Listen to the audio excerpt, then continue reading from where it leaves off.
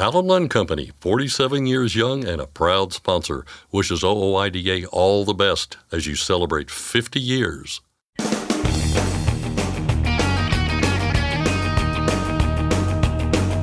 OOIDA, representing America's truckers since 1973, presents Landline Now with your host, Mark Reddick. Two universities are exploring the idea of converting existing diesel trucks into electric trucks. And this month they put on an event to showcase how that transformation would work. OOIDA President Todd Spencer and Landline magazine staff writer Tyson Fisher attended the event and recently sat down with Ashley Blackford.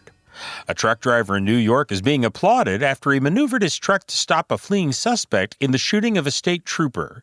Landline Now's Ashley Blackford spoke with him about what happened and how he says he was just in the right place at the right time. And finally, OOIDA has many tools it uses to influence what happens in Washington, D.C. on behalf of truckers, and one of those is its PAC. As part of our ongoing coverage of the association's 50th anniversary, I'll discuss the PAC with OOIDA Chief of Staff Angel Burnell and the association's Director of Federal Affairs, Jay Grimes. But first, the news with Ashley Blackford. Thanks, Mark. Truck parking is getting some attention from a news station in Texas. KXAN recently did an investigation into the lack of truck parking in the U.S. Michael Lombard is a truck driver and podcaster that often speaks with other drivers about the issue. It remains one of the largest issues. What is the problem with parking? That there's not enough. I have drivers on my show who say, they're like, oh, Austin's the worst part of being on 35. The investigation looked into truck drivers who park in residential neighborhoods, and Lombard told the TV station that it's not the drivers who do this that should be blamed. I understand their plights, but they're pointing the fingers at the wrong people. Start calling their local leaders, their local representatives, as well as, their representatives in Congress. Louis Pugh is OOIDA's executive vice president. He was interviewed for the piece. He spoke about the measures currently in place that would earmark $755 million over 3 years to construct truck parking across the nation. If this passes, your municipality can put in a bid to the federal government to ask for some of this money to build a parking area for trucks, and it won't even cost your town anything. OOIDA encourages everyone to contact their lawmakers and ask them to support the Truck Parking Safety Improvement Act. We have an update for some changes for fuel taxes around the country that started on July 1st. California, Illinois, Indiana, Kentucky, Maryland, Missouri, and Virginia are all set to increase fuel taxes on diesel. The increases range from a penny a gallon to 4 cents a gallon. On the flip side, Utah's fuel tax on diesel will drop by a little less than 2 cents a gallon. We have a complete update on landline.media. 6 new co-sponsors have been added to a bill that would prohibit the Federal Motor Carrier Safety Administration from moving forward with a rule to mandate speed limiters. There are now 19 co-sponsors on Bill H.R. 3039, the DRIVE Act. Representative Josh Burkeen of Oklahoma introduced the bill in May as part of an effort to prevent the agency from forcing most commercial motor vehicles to install speed-limiting devices. Supporters of the bill point to dangerous speed differentials and other unintended consequences the mandate would cause. The Owner-Operator Independent Drivers Association supports the bill and is encouraging its more than 150,000 members to contact their lawmakers about becoming a co-sponsor. The Federal Highway Administration has given final approval on the congestion pricing plan in New York City. The New York Times reports that the program, which would be the first in the nation, will begin in 2024. The goal is to reduce traffic and pollution in Manhattan, as well as fund improvements to mass transit. Drivers would be charged a fee to enter Manhattan south of 60th Street. The fee scale hasn't been set yet, but the article states that a report released in August showed that one proposal under review would charge $23 for a rush hour trip and $17 during off-peak hours. Cross-border freight continues to increase in the trucking freight sector. According to the Bureau of Transportation Statistics, more than $81 billion of truck freight was hauled across international borders in April. While that's almost a 10% decrease from March, it's still a 2% gain over April of 2022. The last time trucking cross-border freight experienced a year-to-year decrease was in February of 2021. Since then, it has been a 2-year streak of increases. The news isn't the same for all freight modes, however. Year to year, the total value of cross-border freight was $126 billion in April. That's down 6% from April of 2022 and down 10.5% from March. Those declines mark the second consecutive year-to-year declines in cross-border freight volumes. USF Holland has agreed to pay nearly $500,000 to settle a sex discrimination lawsuit dating back 3 decades. In a lawsuit filed in October of 2020, the Equal Employment Opportunity Commission alleged that USF Holland had failed to hire female drivers at the Olive Branch terminal since it opened, except for one. That one female employee was fired before she completed her first route. The EEOC said it found in its investigation that a significant number of qualified women with extensive truck driving experience applied for positions over the years because of Holland's impressive benefits package. However, even when the women's qualifications were equal or superior to those of male applicants, Holland failed to hire them. The settlement includes a lump sum payment of $490,000, as well as a scholarship fund designed to help female applicants with the cost of Holland's apprenticeship program.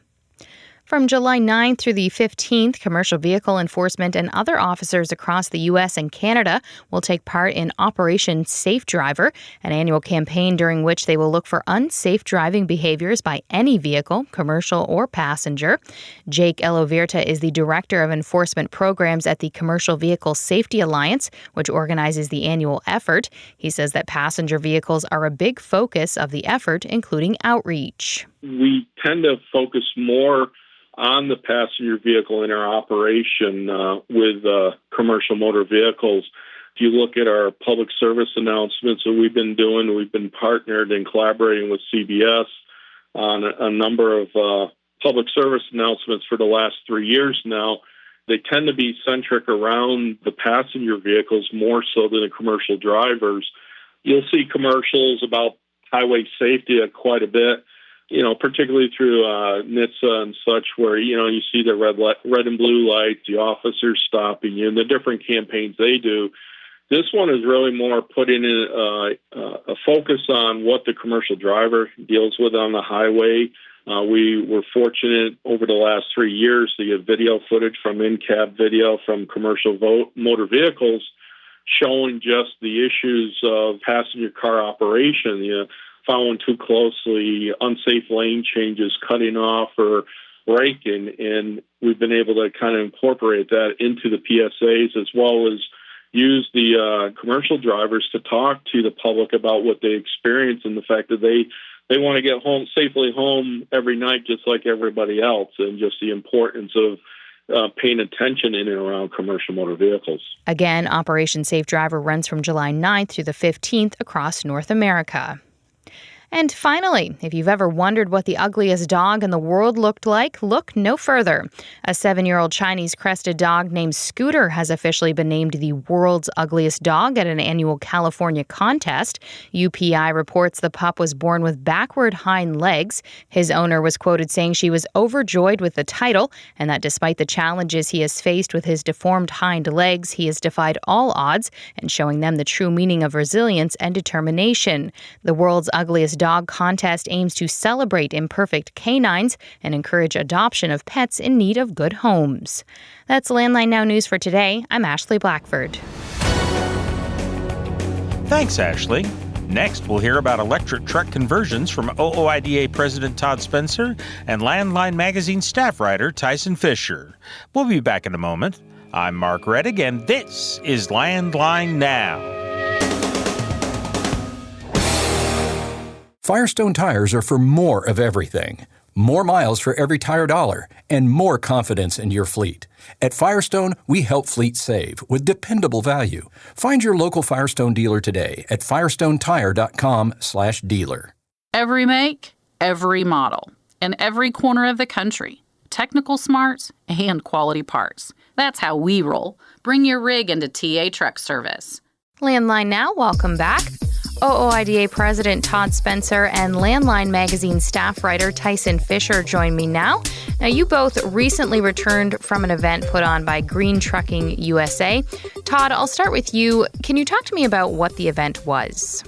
Well, it was to offer an invitation to come and look at advanced emerging technology that actually can play a big role in certainly some applications in trucking. And for somebody that really likes equipment, it really was kind of a neat experience. So we were invited to go to Radford University and Virginia Tech Transportation Center to see current offerings, but developing technology for converting existing diesel trucks to electric in a cost-effective manner, which is certainly interesting too. Tyson, what were your thoughts on that? Yeah, Trova has a what I would call a novel approach to the electrification of trucks. Typically, as Todd's pointed out, you have two choices when buying a new truck. You have your traditional diesel truck or a brand new electric truck. What Trova is introducing is diesel to electric conversion kit, and it's a really cool idea. And it's essentially what they do is they take what they call a skateboard chassis and they slide it into an existing diesel truck. And then within 48 working hours, you have this, what was a diesel truck turns into a fully functioning electric truck. So it's a pretty novel concept, yeah. And cost-wise, did they talk about that, about how much that would be, versus buying a brand new electric truck? Well, I suspect it'll vary a little bit from truck to truck, but in the overall, this is an opportunity to have what will be a new functioning tractor for half the cost of a new one, which would certainly be significant because one of the biggest hurdles to moving into this technology is going to be the upfront costs. And certainly when these folks, engineers that are longtime people that are involved in truck manufacturing with Volvo and Mack, I mean, they know the folks and they recognize that most of trucking is small business, and these are going to be the types of people that are going to be most interested in equipment that performs, does the job that they do, that they need it to do, but in an affordable way. And certainly half the cost is pretty attractive. Mm-hmm. What, after attending this, what's your kind of takeaway from it? What are your thoughts? Well, hey, look, it's exciting. Having said that, boy, there is a long, long, long way to go. Certainly when the EPA comes out and says, you've got to do this and this and this by such and such day, or it's the end of the world. Well, wait a minute. What equipment exactly are we buying? What does it cost? Where would you charge it, and how would it work? And the answer is, now obviously they're not going to give us the answer, but the answer is there isn't any. There currently isn't any. So it's kind of absurd.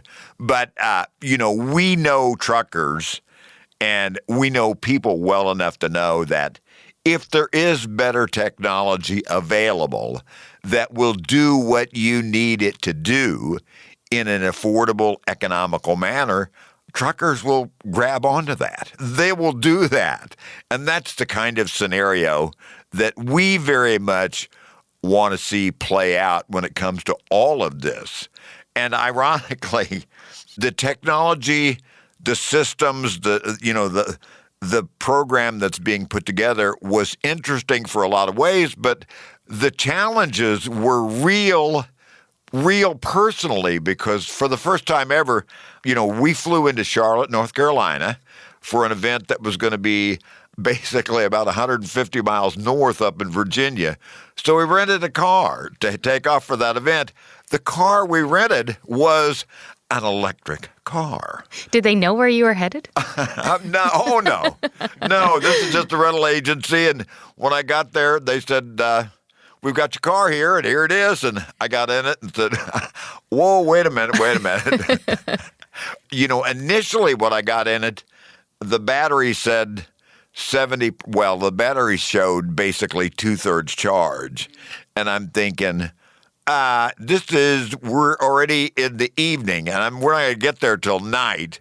And I'm not going to be in the mood for this kind of a charging adventure tonight. I got to at least be able to get where we're going. So I made him give me another one. It was a Polestar 2, which I found out, later is made by Volvo. It was a pretty interesting car. But having said that, when you're in an electric vehicle, where you're going to charge it is going to be always on your mind. And right now, clearly, I had no clue. And, that's not the kind of environment scenario that any trucker in their right mind would say, yeah, I'm in for that deal. Yeah. Because you actually have to perform. The equipment has to perform. So it was an experience. The car was a nice car. I really don't know how well it would perform because I didn't mash on it, but I know it would have done far more than I wanted it to do. So it did pretty well. But having said that, I said it was an experience.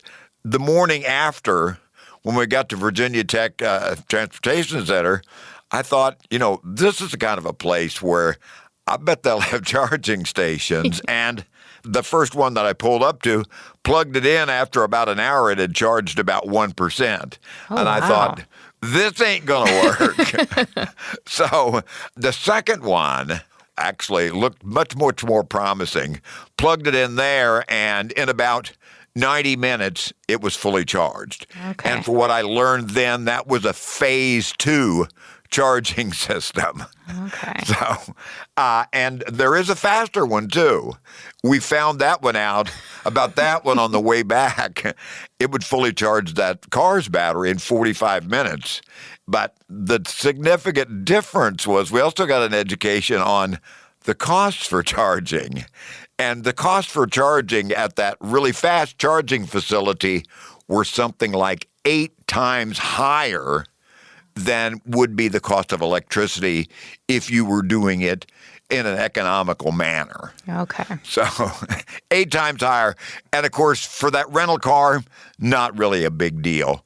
For a commercial vehicle that actually travels lots of miles, big deal. And like I said, it underscores this personal experience for us, kind of underscores the significant challenge for all electric vehicles in that there has to be an infrastructure, has to be a network where you conveniently take advantage to recharge. And of course, that also means that we have to have a grid too. So there are significant investments that have to be made. And those things will have to come before we can convert to electric vehicles. I mean, that's just the reality. Now, Tyson, I know you have written a lot of articles about electric trucks. What was your takeaway from everything? Essentially, battery electric trucks, it's not for everybody. It's just what it comes down to. Todd kind of touched on this a little bit, but with today's technology, it's just definitely not for the long haul operations. It's not feasible.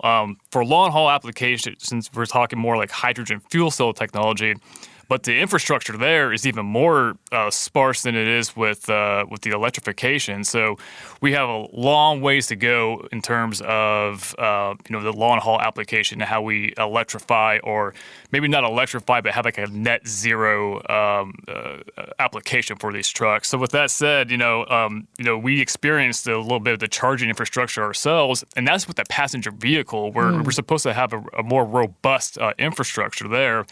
I kind of liken it to truck parking in the sense that, these truckers, they have to plan for their parking and they have to kind of like look ahead for it. And it's the same way with, charging your vehicle. You have to plan ahead. With the gas-powered vehicle, you can run on fumes and then feel comfortable about it because there's going to be a gas station close by. Mm-hmm. You can't do that with an electric vehicle because there's so few and far between. So you have to really, really plan it. And as Todd pointed out, that's another obstacle that I don't think truckers, want to have in their playbook. I just think it's so ironic that you guys would get an electric car to go to this event. It was fate. Well, hey, I thought about turning it down, but no, I thought, hey, look, if this stuff is being out there, we're being told this is the way to go, well, then nothing like a little trial under fire. But again, it was an automobile, not a commercial vehicle. Yeah. I would not have done that with a commercial vehicle. Believe me, I'm not up for that kind of adventure. Who else was at this event? Well, generally, this was an event for people that are, I'm going to say, technology folks, suppliers, vendors, basically participants that would be involved in some way or form in actually developing this industry. Again, this is I thought, a clever and innovative approach because basically they're not building a whole truck. They're in the conversion business, and they believe they'll be able to do it efficiently and cost effectively. And again, it was pretty interesting. One of the trucks that was there on display was a 2014 Mack that had been converted.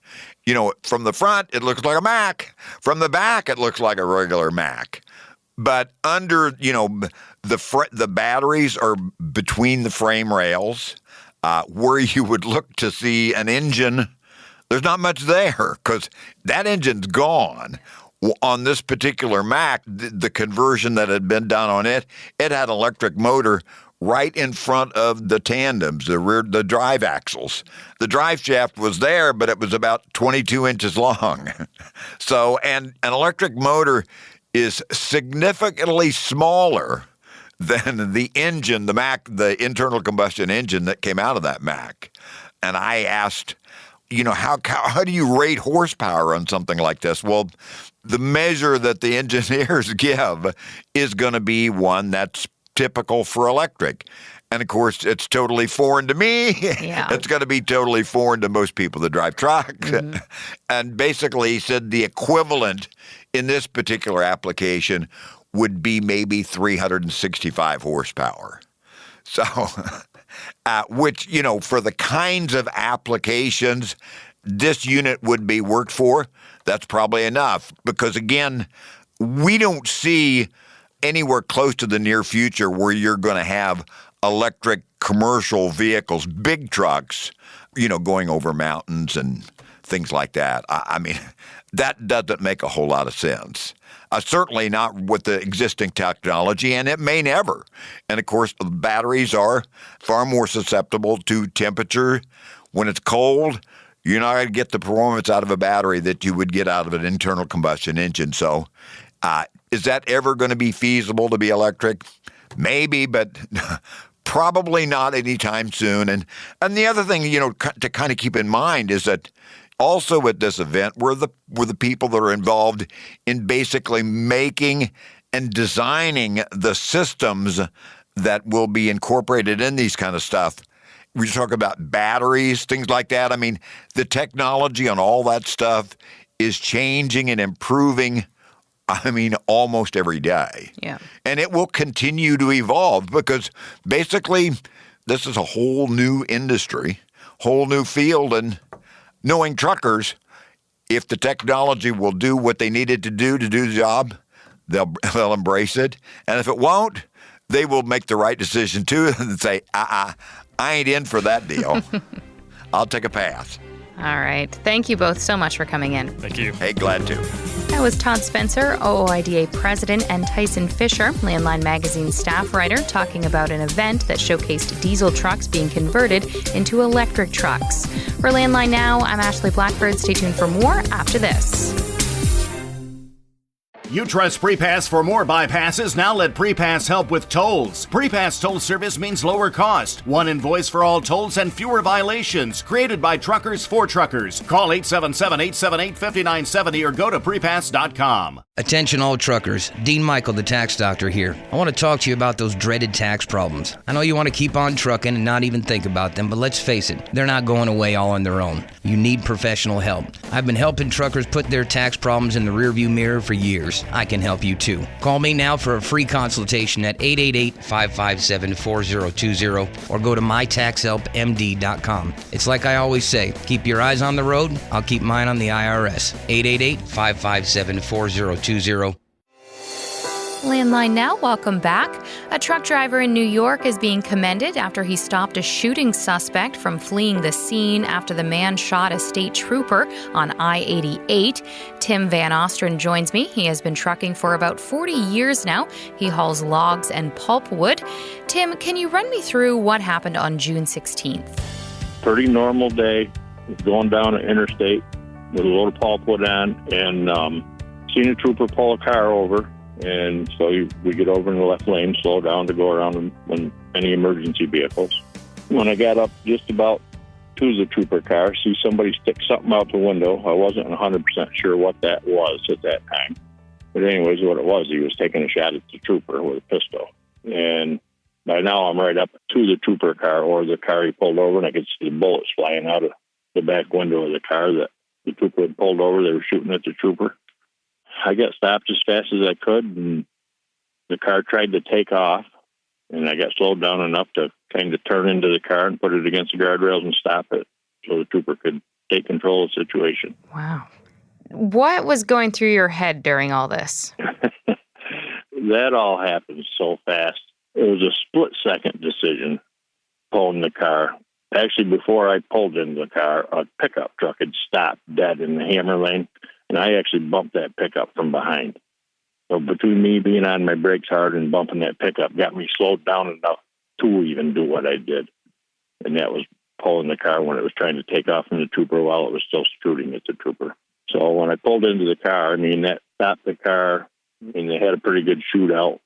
The suspects ended up getting out of the car, running up in the woods, and they caught one of them right away. And the other one, by the time the troopers got to him, had committed suicide, the shooter. Did you stay in your truck once you had gotten the other vehicle stopped, or did you get out? No, I got out of my, basically stood beside it just because it started shooting at the truck. I wanted to have a little more metal between me and the car, not just the passenger's door. So, no, I just got out and stood beside my truck. Okay. I didn't want to move around and distract the trooper from anything, so I just kind of stood still. Wow. It was a pretty tense few minutes there. A pretty good shootout they were having, and trooper was 110% professional. He really, really had it under control. He'd been on the force for many years, and plus he was a Marine, so luckily he had great training.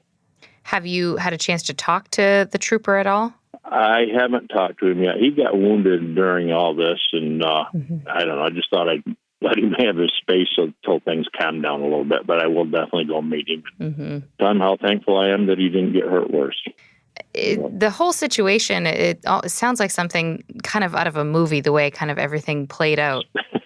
It's exactly something you'd see on television. Exactly. Yes. And afterwards, what happened? How long did the whole thing take? From the time I pulled into the car until backup arrived, it was close to 10 minutes. So quite a while when people were shooting at a state trooper. Yes, yeah, for sure.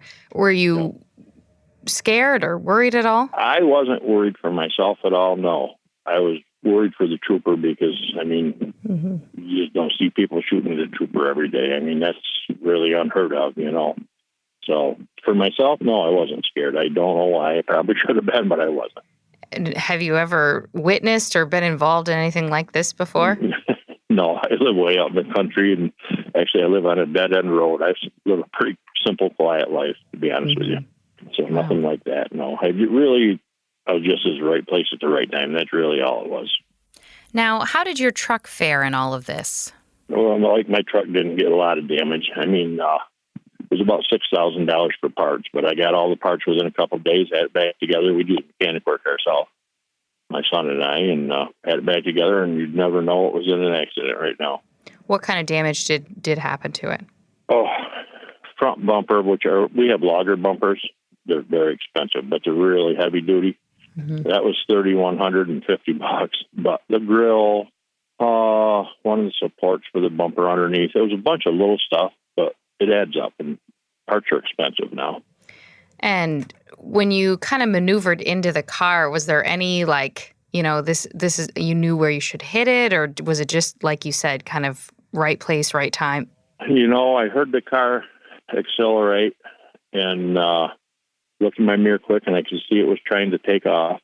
And I just basically was cut off, but it running me at the same time trying to get out of there because there was a solid row of guardrails there. So once I turned into it about the same time it hit me, and luckily it pinned it against the guardrails, and they couldn't go anywhere. Wow. So it wasn't aiming for any specific thing. No, it was basically cut in front of it to stop it, really. Gosh. But we did hit, that's all. Wow. What has the reaction been from your family and your friends when they heard what happened and that you were involved? Oh, I don't know. Everybody's just glad that nobody got hurt any worse than they really did, and wasn't surprised that I would do something like that. I mean, I would always help someone in need, in a situation like that especially. But I don't know. Just they were surprised by it all. You don't hear about that every day after we live. I mean, we're like a pretty rural area, and even where that happened, it's a little busier. But we're a couple hundred miles north of New York City, so stuff like that doesn't typically happen up here. If you said, once the trooper is recovered, you'd like to meet him, what do you think you'll say when you do meet him? I don't know. I'll be just really happy that he didn't get hurt any worse, that he was such a professional. I mean, he never even flinched when he got hit. I mean, he was really, really hands-on. You could tell what I could see of it. Now, the truck was blocking my view of a lot of it. I could hear a lot of it. But he was just textbook. Everything was, his training kicked in, and he really, really knew what he was doing. Wow. Well, yeah, it was quite something. I mean, there was a picture of it. I don't know where it was, kind of what angle it was taken from, but yeah, just just seeing it. I mean, like I said, it just looked like something that would happen in a movie. So exactly, yeah. He, like I said, he did everything 110% right. He was really good. Lou Esposito is an OOIDA board member and town supervisor in upstate New York. He has been in contact with the state police as well as Tim. Lou, can you talk to me about your involvement? Well, our town owns the building, the substation that the state police is in, and I went over and talked with them about the role that Tim played in this, and they verified everything that was on the video that I saw, how he intentionally put his truck into that car to stop it. And according to the state police, he said he did a great job, and they were really, really pleased, and he really helped out quite a bit. I also asked him if they would be interested in doing an interview with Landline, and of course the state police said it's an ongoing investigation, and we can't, because I know all of the state police that are housed out of that building. So they did say that he did a great job, and they were very pleased. And they also said that they were looking at trying to put up a fund for donations to help them pay for the truck. And they said they were going to let me know when they were going to do that. But as of this date, I haven't heard anything back from them. I was hoping they would, and I would certainly donate to him. I know he had the truck up and running a few days after, and he replaced the bumper and a few other things, he said, and he was going to be back on the road. I know he's a logger, and he told me he's been in the logging business his entire life, whether working in the woods or trucking. And right now he's just doing the trucking part of it. And he's usually within a 150-mile radius. And I know where he lives. He lives in upstate New York, about 50 miles from where we are. But he did a great job, and I spoke with him on the phone. He was very, very happy that OOIDA has been in touch with him, and he's a member now. So I haven't met him personally, just talking with him on the phone, but I certainly hope that we can raise some funds to help him pay for it.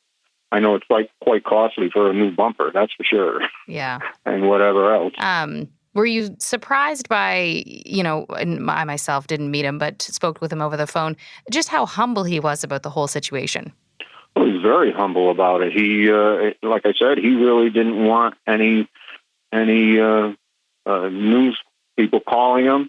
As a matter of fact, when the state police, when I went over and asked for his name, they said he asked not to have anybody contact him. He said, so we'll send him an email that you're interested in, and we'll give him your information and your phone number. And he did call me that night and told me exactly what happened, probably the same thing he told you. And he just said that he didn't want the press calling him. Yeah. That was he was more concerned about. When you had heard about kind of how everything played out, I know myself, it sounded like something from Hollywood, from a movie. Well, anybody that would come up on a scene like that where a state trooper was shot and he would intervene like that and probably risking his own life to stop it and try to help and put his truck into it and damage his equipment, his livelihood, you have to commend him for that. And apparently, from what the state police said and what he said, they got out, the guy got out and ran into the woods, and they finally found him, and apparently he committed suicide. But I certainly do commend him for the action he took, and he shows what truck drivers are really all about when they see something like this happen, and they try to intervene and help out. I really do commend him. You get a lot of bad press about truckers, but this is one story that really shows that truckers really do want to help. And have you heard how the officer is that did get shot? Yeah, he's doing very well. He was released from the hospital that night. Okay. He was shot in the arm, from what I understand, what they told me, and he was taken to the hospital, and he was released that night. Apparently, it wasn't as severe as they thought at first. So he was still able to walk and got in the ambulance and took him to the local hospital here in Schenectady, and he was released about 4 or 5 hours after the incident. So, wow. And he's doing very well from what the state police have told me. Like I said, I know all of the most of the state police in there. They come and go. Like I said, our town owns the building, so I know everybody there, and we have a very good working relationship with the police, the state police, and the sheriff's department. They're on the other side of our town hall building. Lou, any final thoughts? Well, like I said, over there, it's nice to have good press from truckers over here like him. And a lot of times we receive bad press, and this is certainly one instance where it shows how truckers really react to something like this. That was Lou Esposito from New York State. Louis Pugh joins me now. He is Executive Vice President for the Owner-Operator Independent Drivers Association. Louis, OOIDA gave Tim a membership. Can you talk to me about that? Well, we think for what he did, it was the least we could do, and we're glad to do it. He tore up his truck and stuff, but he did it for the right reasons, and, it wasn't intentional, of course, but that's what happened, and he had some expense there, and with talking to him and Lou talking to him and stuff, we found out his story, and how he's been a trucker all these years and everything, and he did the right thing. That's what people forget and don't realize. There's a lot of little things like this that happen, whether it's an enforcement issue or somebody's broke down alongside the road or in an accident or something. Truckers are the people that are there first and help them and save these people's lives and risk their own lives to do so. So we just figured somebody like that, they deserve something nice. Yeah, and this is something he didn't have to do. He could have just kept driving. Yeah, exactly, and probably a lot of people would, so good for him for not. And I talked to him myself personally and thanked him for that. And this is a thing that I say all the time at CVSA and FMCSA and other places that, law enforcement, you need to work with truckers because they're out there with you, and the highway safety is number one to them too, and you never know when a trucker may be saving your life. Thank you, Louie. For Landline Now, I'm Ashley Blackford. Stay tuned for more after this.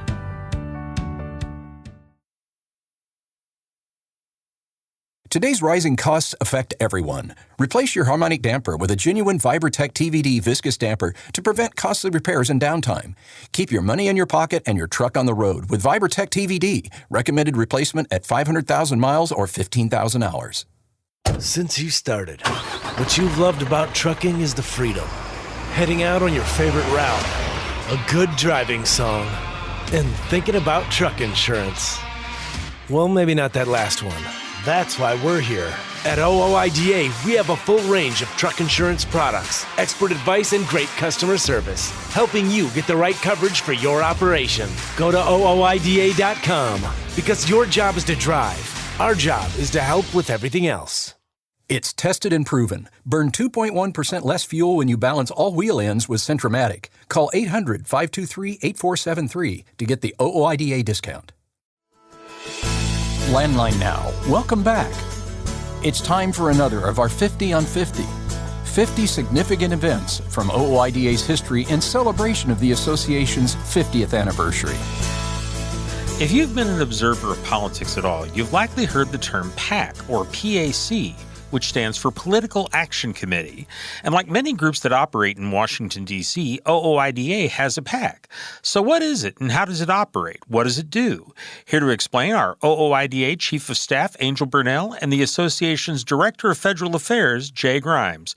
Angel, Jay, thanks for joining me. Thanks for having us. Good to be with you. So real quick on kind of a broad thing, what is a PAC and how do they work? So a PAC is a political action committee, and the goal of a PAC is to provide donations to elect or re-elect political candidates. The OOIDA PAC's goal or mission is to educate lawmakers on issues that are important to small business truckers. So how did the PAC come about? The PAC was founded in 1989. We had a law firm in D.C. that put together the PAC and filed all the paperwork. We have since taken over all administration of the OOIDA PAC in-house. I'm actually the PAC treasurer. OOIDA has a membership PAC, and what a membership PAC is a way for our PAC to operate where administrative costs don't come out of the PAC. So 100% of any donations or monies received go to elect or re-elect federal candidates that are working for OOIDA or that support our issues. The benefits, again, our administrative costs don't come out of the PAC, but there is a negative too. A membership PAC can only collect donations from our members. So it does limit our abilities to take donations. It can't be from any trucker. It can't be from just the public. We have to only take PAC donations from the members of our organization. I wonder if you can talk a little bit about how the PAC funds are used. And obviously, as you said, Angel, it's to elect or re-elect candidates that support truckers, support OOIDA's various issues.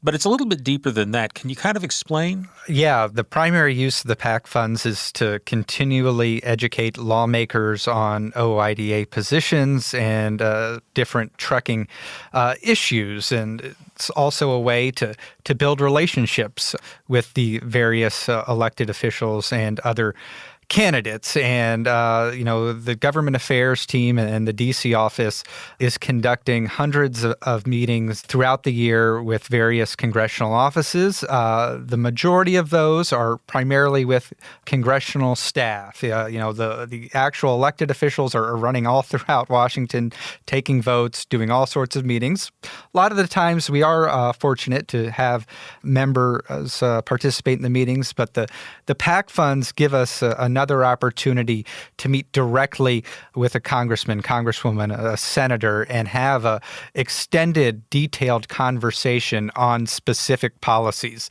And right now, a lot of that is lining up behind improving truck parking, improving hours of service, fighting back against speed limiters. So really having a chance to talk about a lot of the nuanced and detailed issues that certainly a lot of officials in Washington do not have a great understanding of, but through the PAC and through these meetings, they certainly come out with a much better appreciation of the trucking industry. Generally speaking, what lawmakers does the PAC focus its donations on?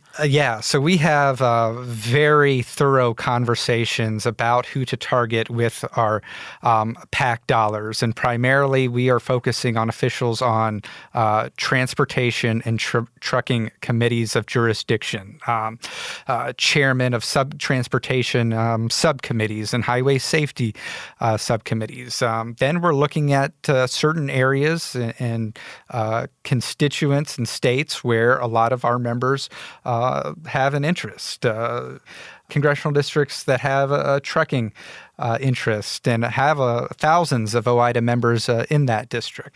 So looking at folks who are going to have influence on key congressional committees in Washington. One of the things that is kind of interesting about this is the fact, Angel, that this is a bipartisan PAC. And can you explain why that's important? Absolutely. The OOIDA PAC is bipartisan. That means that we reach out to candidates on both sides of the aisle. The letter behind their name doesn't matter to us. What matters to us is the position that they take with regard to OOIDA issues. We want to support those candidates that support truckers, that support trucking, that have an interest in OOIDA issues, those things that are important to small business truckers. And one of the other things that I did want to ask you about is how does this compare to other PACs? There's a lot of PACs out there, and OOIDA is one voice in the middle of all this cacophony. I'm wondering if you can kind of explain how it does compare to other PACs. Yeah, I like to say that the OOIDA PAC is just big enough to be dangerous. And certainly, it really helps having 150,000 members who, a lot are just giving whatever they can to the PAC fund. And that helps, generate a pretty substantial chunk of money that we can, take a lot of time and pick out members to contact through that funds. And, when you look at the OOIDA PAC compared to some of the other big players in the trucking industry, we are not the biggest by any stretch.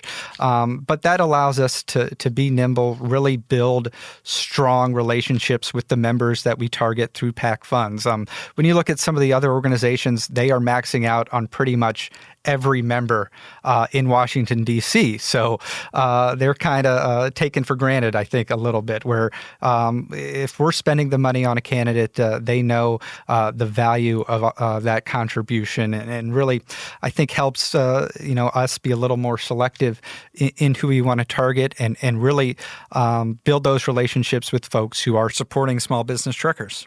And really to just follow up on what Jay talked about, because of the size of our PAC, it is much smaller than a lot of other industry PACs.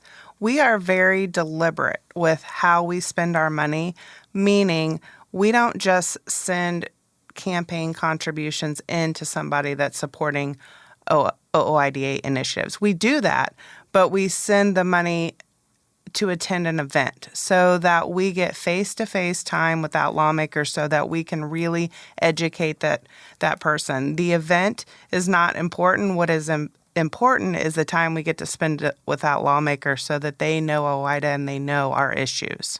So it's really about building relationships. Absolutely. Exactly.